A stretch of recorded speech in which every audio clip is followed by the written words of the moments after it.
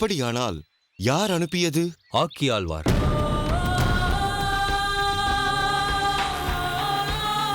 மகாகணம் பொருந்திய வித்வான் ஆக்கியாழ்வார்தான் உங்களுக்கு ஓலை அனுப்பியுள்ளார். என்ன பாஷ்யாச்சாரியரே, பேச்சே இல்லை. நீர் மட்டும் என்ன, இங்கு சுற்றியுள்ள அனைத்து நகர வித்வான்களும் வாயடைத்துதான் போயிருக்கிறார்கள். நீங்கள் மட்டும் அதற்கு விதிவிலக்கா என்ன? சரி, நான் கொண்டு வந்த ஓலையை படித்து பதிலெழுதி தாருங்கள்.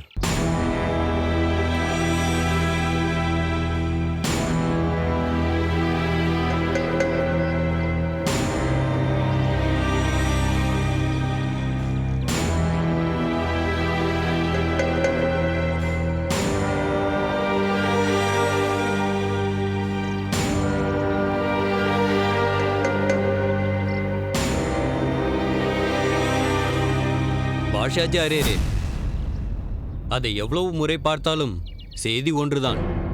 இதற்கு உடன் பதில் தந்தால் நானும் தாமதிக்காமல் இங்கிருந்து சென்று விடுவேன். தூதுவரே, செய்தி ஓலை அளவில் இருந்தாலும் நேரடியாக பதிலளிக்க என்னால் இயலவில்லை. எனக்கு சற்று அவகாசம் தேவை. நான் கூடிய விரைவில் பதிலளிப்பதாக உங்கள் ஆக்கி ஆழ்வாரிடம் கூறுங்கள்.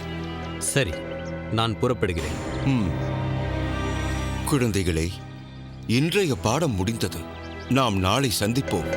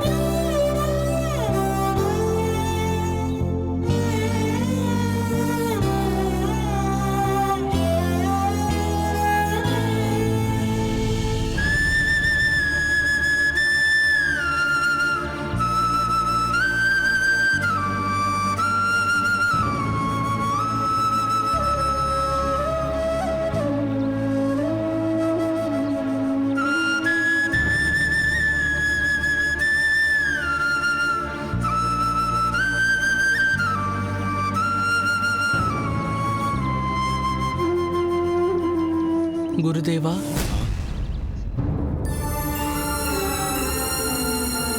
சொல் யமுனை துறைவா. தனிமையில் இருந்த தங்களை தொந்தரவு செய்து விட்டேனோ? அப்படியெல்லாம் ஒன்றுமில்லை. குருதேவா, எப்போதும் புன்னகை தவழும் உங்கள் முகம் வாட்டமோடு இருப்பதன் காரணத்தை நான் அறியலாமா? யமுனை துறைவா, என் விஷயம் என்னோடு போகட்டும். நீ உன் சிந்தனையை சிதறவிடாதே. உன் அன்றாட பாடங்களில் கவனம் செலுத்து. மன்னிக்க வேண்டும் குருதேவா. உங்கள் உடல் வாடாமல் இருக்க சாமரம் வீசுவதை அடியேன் வாடிக்கையாக கொண்டுள்ளேன். அப்படி இருக்க உங்கள் மனவாட்டத்தை என்னால் எப்படி தாங்கிக் கொள்ள முடியும்? அப்படி ஒன்றும் மனவாட்டம் எனக்கில்லை யமுனை துறைவா. குருதேவா, என் தந்தையார் ஈஸ்வரமுனி தங்கள் குருகுலத்திற்கு அனுப்பிய நாள் முதல் தங்களை தரிசித்துக் கொண்டும் உங்கள் அமுத மொழிகளை கேட்டுக்கொண்டும் நான் வந்துள்ளேன். ஆனால் உங்கள் முகம் இன்று வாடியதைப் போல் அடியேன் என்றும் கண்டதில்லை. சற்று முன் வந்த ஓலைதான் உங்கள் முகவாட்டத்திற்கு காரணம் என்பதை நான் உணர்கிறேன். ஆனால் அதில் உள்ள விஷயத்தை என்னிடம் சொல்ல வேண்டாம் என்று தாங்கள் எண்ணுவதற்கு என்ன காரணம் என்பதுதான் எனக்கு புரியவில்லை. இனி உன்னிடம் மறைப்பதற்கு அவசியமில்லை. இந்த ஓலையை நீயே படித்துப் பார்.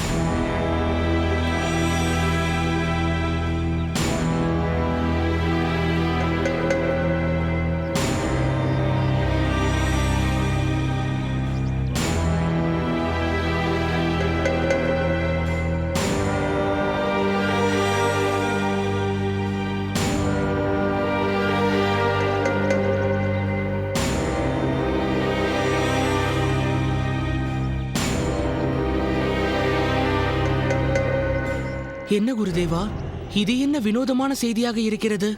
கட்டளையாம், கப்பமாம், தவறினால் தண்டனையாம். உங்களுக்கு இப்படி ஒரு கட்டளை இட்ட அந்த ஆக்கி ஆழ்வான் யார் குருதேவா? யமுனை துறைவா, பலருக்கு அவர்கள் கற்ற கல்வி, அதாவது வித்தை, அலங்காரமாக உள்ளது. அதுவும் ஆக்கியாழ்வார் போன்ற சிலருக்கு தான் கற்ற வித்தை அகங்காரமாக மாறியிருக்கிறது. அகங்காரம் தலைக்கேறும் அளவிற்கு வித்தையை படைத்தவனா அந்த ஆக்கி ஆழ்வார்? வித்தை முதிர்ச்சி அடையும் போது ஆத்ம ஞானம் ஒளிர்விட்டு பகவத் சம்பந்தம் ஓங்கியும் இருக்க வேண்டும். ஆனால் ஆக்கி ஆழ்வாருக்கோ அது விபரீதமாக மாறியிருக்கிறது. அதாவது பணிவு சிறிதும் இல்லாமல் தன் இலக்கிய புலமைக்கு முன்னால் யாராலும் நிற்க முடியாது என்ற கர்வத்தால் அனைவரையும் வாதத்திற்கு அழைத்து பொது இடங்களில் விவாதிக்க தயங்கும் கேள்விகளை நாக்கூசாமல் கேட்டு மற்றவர்களை பதில் பேச முடியாமல் வாயை அடைத்து அவர்களை தனக்கு கீழ்ப்படிந்தவனாக மாற்றுவது ஆக்கி ஆழ்வாருக்கு கைவந்த கலை. அவன் தவறை யாரும் இதுவரை சுட்டிக்காட்டவில்லையா குருதேவா? கேட்கும் அதிகாரம் பெற்ற இந்நாட்டு மன்னரே அந்த ஆக்கி ஆழ்வாருக்கு வித்வஜன கோலாகலன் என்றும் வித்தையில் மகாகணம் பொருந்திய யானை என்றும் தன் ஆஸ்தான வித்வான் என்றும் மகுடம் சுட்டி அழகு பார்த்து கொண்டிருக்கிறாரே, அதன் விளைவு அவர் ராஜ்யத்திற்கு உட்பட்ட அனைத்து ஊர்களிலும் உள்ள வித்தையை புகுட்டும் ஆசிரியர்களும் ஆக்கி ஆழ்வாருக்கு ஆட்பட்டு கப்பம் கட்ட வேண்டும் என்றும், மீறினால் சபையில் அவமானப்படுத்தப்பட்டு சிறையில் தள்ளப்படும் நிலை இப்போது ஏற்பட்டிருக்கிறது. இது என்ன அக்கிரமம் குருதேவா? தங்கள் வித்தைக்கு முன் அந்த ஆக்கி ஆழ்வான் எம்மாத்திரம்? தாங்கள் அவனை வாதத்தில் வென்று தக்க பாடம் புகட்ட வல்லவராயிற்றே, பிறகு எதற்கு கவலையாக இருக்கிறீர்கள்? யமுனை துறைவா, சாஸ்திரத்தில் உள்ள நுணுக்கங்களுக்கு தக்க விளக்கங்கள் கொடுக்கலாம். ஆனால் தர்க்கமே பிரதானமாக கொண்ட விபரீதமான கேள்விகளுக்கு விடையளிக்க என் மனம் இணங்கவில்லை. அதுக்கு என் உடலிலும் வலிமை இல்லை. அதற்கு கப்பம் கொடுத்து விடலாம் என்றால் அதற்கான தனமும் என்னிடம் இல்லை. அவரிடம் அவமானப்படுவதுதான் என் விதி என்றால் அதை யாரால் மாற்ற முடியும்? விதிப்படி நடக்கட்டும். அப்படி நினைக்காதீர்கள் குருதேவா. இறைவனின் அருள் இல்லாமல் யாராலும் அறிஞனாக முடியாது. தாங்கள் ஒரு அறிஞர் மட்டுமல்ல, உயர்ந்த வைஷ்ணவரும் கூட. ஒரு சாதாரண இலக்கியவாதியிடம் தன் பக்தனை பெருமாள் நிச்சயம் தோற்கும்படி செய்ய மாட்டார். உண்மையை சொல்ல வேண்டுமென்றால் ஆக்கி ஆழ்வான் போன்றவனிடம் வாதாட தங்களைப் போன்ற உயர்ந்த ஆச்சாரியர் வேண்டும் என்பதில்லை. என்னை போன்ற ஒரு சாதாரண சீடனே போதும். குருதேவா, பணிவை தங்களிடமிருந்து கற்ற அடியேன் சிறந்த வித்தையையும் தங்களிடமிருந்து பெற்றிருக்கிறேன். இவ்விஷயத்தை தயவு செய்து என்னிடம் விட்டுவிட்டு தாங்கள் சென்று ஓய்விடுங்கள். தங்கள் ஆசியின் துணை கொண்டு அந்த ஆக்கி ஆழ்வானுக்கு நான் தக்க பதில் அளிக்கிறேன். யமுனை துறைவா, உன் மதுரமான தைரியமூட்டும் வார்த்தைகள் என் வாட்டத்தை சற்று போக்குவதாக உள்ளது. உன் பணிவிற்கும் உன் சேவைக்கும் என்னுடைய ஆசைகள் என்றும் உனக்குண்டு. அந்த ஆக்கி ஆழ்வார் சாதாரணமானவன் அல்ல. குதர்க்கமான கேள்விகளை கேட்டு உன்னை திக்குமுக்காட செய்வான். நீ மிகவும் கவனமாக அவனிடம் பேச வேண்டும். கவலைப்படாதீர்கள் குருதேவா. என் பாட்டனார் நாதமுனிகளின் ஆசியும் என் குருநாதரான தங்களின் ஆசியும் இருக்கும் பொழுது அந்த ஆக்கி ஆழ்வானால் என்னை ஒன்றும் செய்ய முடியாது. நீங்கள் தைரியமாக இருங்கள். அனைத்தையும் பரந்தாமன் தான் பார்த்துக் கொள்ள வேண்டும்.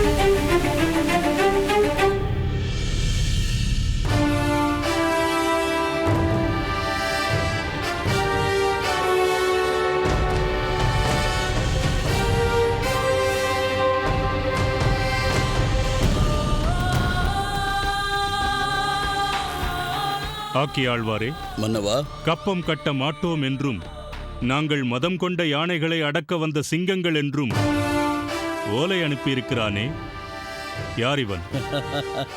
நீங்கள் நினைப்பது போல் அவன் ஒன்றும் அவ்வளவு பெரிய ஆள் இல்லை மன்னவா. என்னிடம் தோற்ற பல பண்டிதர்களில் இவனும் ஒருவன். ம்ஹும். அப்படி என்னிடம் தோற்றவர்கள், என்னிடம் வாதம் புரிய தயங்குபவர்கள் ஒவ்வொரு ஆண்டும் நமக்கு கப்பம் கட்டுவது வழக்கம்தானே? ஆமாம். ஆனால் நமக்கு கப்பம் கட்டாமல் சொற்பொருக்கும் இணங்காமல் இருக்கும் ஒரு பண்டிதர் வீரநாராயணபுரத்தில் வசித்து வருகிறார். அவரிடமிருந்துதான் இவ்வோலை வந்துள்ளது. அவ்வளவு கர்வமா அந்த பண்டிதனுக்கு? தங்களையே அவமதிக்கும்படி ஓலை எழுதிய அவனை உடனே கைது செய்ய உத்தரவிட வேண்டியதுதான். வேண்டாம் மன்னவா, கைது செய்யும் அளவிற்கு அந்த பண்டிதன் வலுவானவனும் அல்ல. சாதாரண வயோதிக பண்டிதன். பெயர் பாஷ்யாச்சாரியா.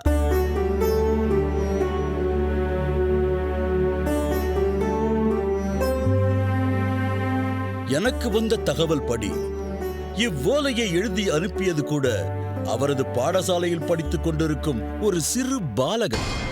ஒரு பாலகனா இவ்வளவு சொல்லாடல் புரிந்திருக்கிறான்?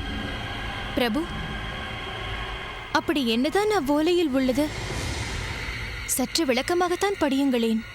படிக்கிறேன், கேள்.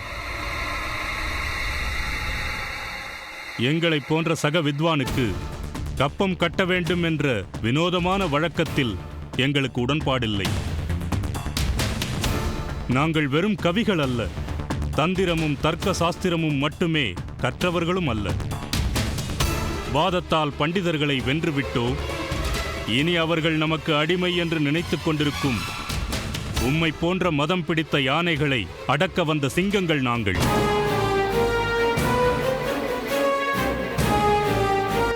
இதுதான் அந்த பாலகன் நமது ஆக்கியாழ்வாருக்கு எதிராக கொடுத்திருக்கும் குரல். என்ன ஆக்கியாழ்வாரே, இதை எப்படி எதிர்கொள்ளப் போகிறீர்கள்? மன்னவா, இதை சற்றும் பொருட்படுத்த வேண்டாம். இவ்வோலையில் இருப்பது ஒரு மழலையின் பிதற்றல். மேலும் அந்த பாஷாச்சாரியர் வாதப்போர் என்றாலே ஒதுங்கி ஓடக்கூடியவர். ஏதோ தனக்கு தெரிந்த ஆன்மீக விஷயங்களை போதிக்கும் ஒரு வைஷ்ணவ வயோதிகர், அவ்வளவுதான். அப்படிப்பட்ட ஒருவனின் சீடரால் இந்த ஆக்கியாழ்வாரிடம் வாதித்து எப்படி வெற்றி பெற முடியும்? ஆக்கியாழ்வாரே, தாங்கள் சிறந்த வித்வான் தான், அதில் சந்தேகமில்லை. ஆனால் அதே நேரத்தில் எல்லோரையும் அலட்சியமாக நினைக்கும் உங்கள் குணத்தில் எனக்கு உடன்பாடில்லை. உங்கள் கருத்துப்படி அந்த பாஷ்யாச்சாரியர் வயதானவர்தான். ஆனால் அனுபவம் வாய்ந்த சிறந்த நற்பண்புகள் கொண்ட ஒரு வித்வான், ஓர் பரம வைஷ்ணவர் என்பதை என்னால் யூகிக்க முடிகிறது. அவரிடமிருந்து கல்வி நுணுக்கங்களையும் பல கலைகளையும் பயின்றவனாகத்தான் அந்த பாலகன் இருக்க வேண்டும். அதனால்தான் அவன் அனுப்பிய ஓலையில் இவ்வளவு சொல்நயம் காணப்படுகிறது. அரசியாரே, முக்கியத்துவமற்ற இந்த ஓலையை தாங்கள் இந்த அளவிற்கு கொண்டாட வேண்டிய அவசியம் என்ன? இல்லை ஆக்கியாழ்வாரே, நாம் இவ்வோலையை அலட்சியமாக விட்டுவிட்டால் வாதத்திற்கு தாங்கள் பயப்படுவதாக அந்த பண்டிதனும் ஓலை அனுப்பிய மாணவனும் நினைத்து விடுவார்கள். அச்சிறுவனை வாதத்திற்கு அழைத்து அவனை தோற்கடித்த பின் அவனை தூண்டிவிட்ட அந்த பாஷ்யாச்சாரியனுக்கு கடுமையான தண்டனை அளிக்க வேண்டும். பிரபு, அவசரப்படாதீர்கள். ஒரு வயதான பண்டிதரை தண்டிப்பதால் தங்களுக்கு ஆகப் போவதென்ன? தேவி, நீ இதை மேலோட்டமாக பார்க்காதே. படைபலத்தால் மட்டும் சிறப்பு பெற்றதல்ல நம் நாடு. இலக்கணத்திலும் இலக்கியத்திலும் மேன்மை படைத்தது நம் நாடு. நமது ஆஸ்தான வித்வானான, இதுவரை யாராலும் வாதப்போரில் வெற்றி பெற முடியாத வித்வஜன கோலாகல ஆக்கியாழ்வார்தானே.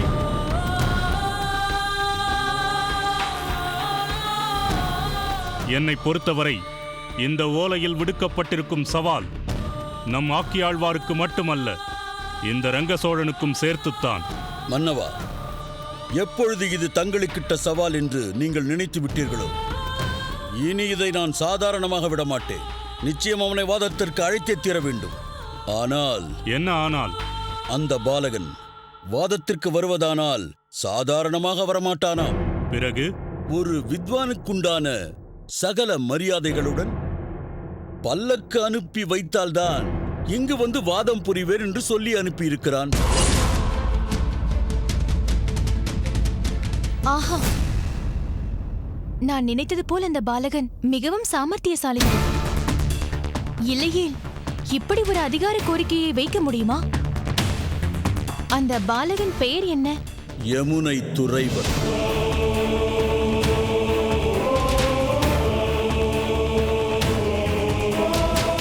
மிகவும் அற்புதமான பெயர். யமுனை துறைவன், கீதையை அருளிய கண்ணனின் பெயர். ஆக்கியாழ்வாரே, எதற்கும் கவனமாக இருங்கள். தன் ஆச்சாரியருக்காக போராடும் குணம் படைத்த இளம் சிங்கமாம் அந்த யமுனை துறைவனிடம் ஒருவேளை நீங்கள் தோற்கும் நிலை ஏற்பட்டாலும் ஏற்படலாம். தோல்வியா? எனக்கா? இந்த ஆக்கியாழ்வானுக்கா? அது ஒருபோதும் நடக்காது. அப்படியென்றால் யமுனை துறைவன் விரும்பியது போல் எங்கு அழைத்து வர வேண்டியதுதானே? அழைத்து வருவேன். அந்த யமுனை துறைவன் விருப்பப்படியே பல்லக்கை அனுப்பி அழைத்து வர உத்தரவிடுகிறேன். வரட்டும், பல்லக்கிலேயே வரட்டும். என்னிடம் வாதிட்டு தோற்ற பின் அதே பல்லக்கில் நான் அமர்ந்து வர அந்த யமுனை துறைவனும் அவனது குருநாதரும் என்னை சுமந்து வரும்படி செய்கிறேன். ஒருவேளை அதற்கு மாறாக அந்த பாலகன் வெற்றி வாகை சூடினால்? நடக்காததை பற்றி பேசி என்ன பிரயோஜனம் தேவி?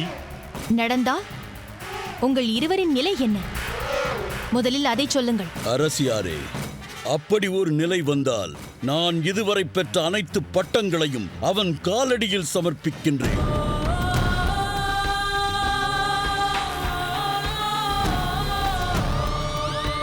பல வித்வான்களையும் கூட்டி அவர்கள் முன்னிலையில் என் தோல்வியை ஒப்புக்கொண்டு அந்த பாலகனின் காலில் விழுந்து வணங்குகிறேன். போதுமா தேவி? போதாது. வித்வஜன கோலாகலனான இந்த ஆக்கியாழ்வார் பல பண்டிதர்களை தன் காலில் மண்டியிடச் செய்து அவ்வெற்றியை உங்களுக்கு சமர்ப்பித்துள்ளார்.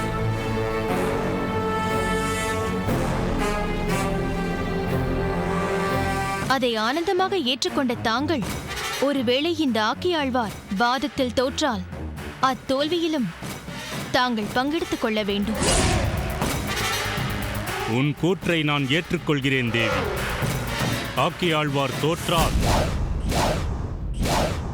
நிச்சயம் தோற்க மாட்டார்.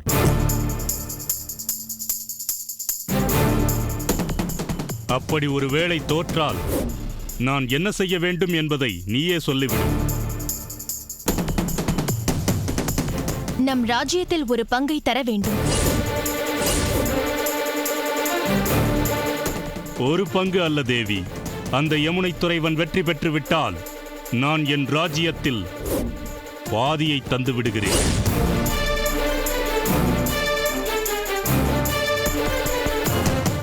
இது உறுதி.